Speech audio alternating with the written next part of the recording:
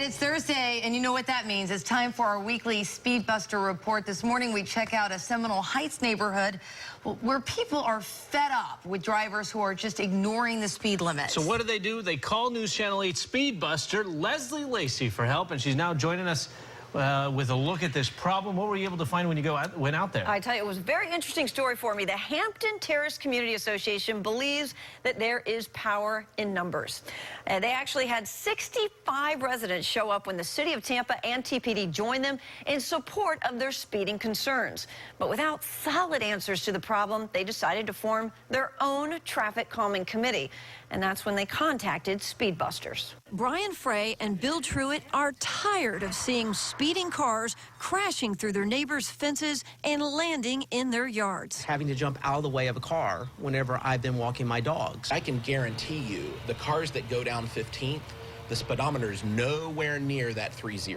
Well, let's test out your theory. Let's go speed busting. You guys want to speed bust? So we went to this busy stretch of 15th Street between Henry and Hillsborough Avenue. 43 miles per hour. So after an hour, I checked in. About 8 to 12 miles per hour over the speed limit. Does that sound about right? You got to come back. Yeah, you got to come back. Come back. What time? But in the evening, like rush hour, 5 to 6 o'clock. All right. Oh, yeah. I'm going to do double duty. I will come back.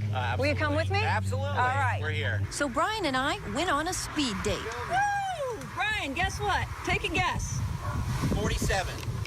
Oh, 47, Brian. Yes! Top speed there, 48 miles per hour.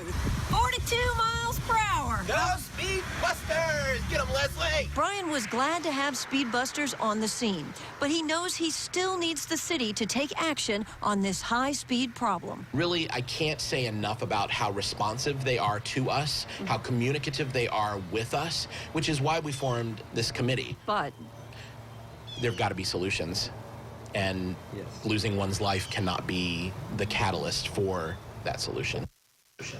Yeah, I communicated with Jean Duncan, the Transportation and Stormwater Director. She tells me that they were not aware of a speeding problem on 15th and will now be conducting a traffic study there. And, of course, I will be following up on all of those results. So, amazing community, huh? Yeah. Brian, by the way, he ended on a very serious note, but I have to say he's now set the standard about the excitement needed around Speed Busters. He was upset that they were speeding, but he was very happy that the Speed Busters were out there. And what's great about this community is they work so well with the city, and the city's willing, to help them out in any way they can. So they're going to do another study. They've already put in more speed signs, so it will be a continuing process. And in the future, you're looking at something called intersection art. And I'll be bringing you that, too. All right, so if people have speeders in their community, how do they get a hold of you? I want them to contact me on my Leslie Lacey WFLA Facebook page or my Twitter account, and I will bring Speed Busters to your neighborhood.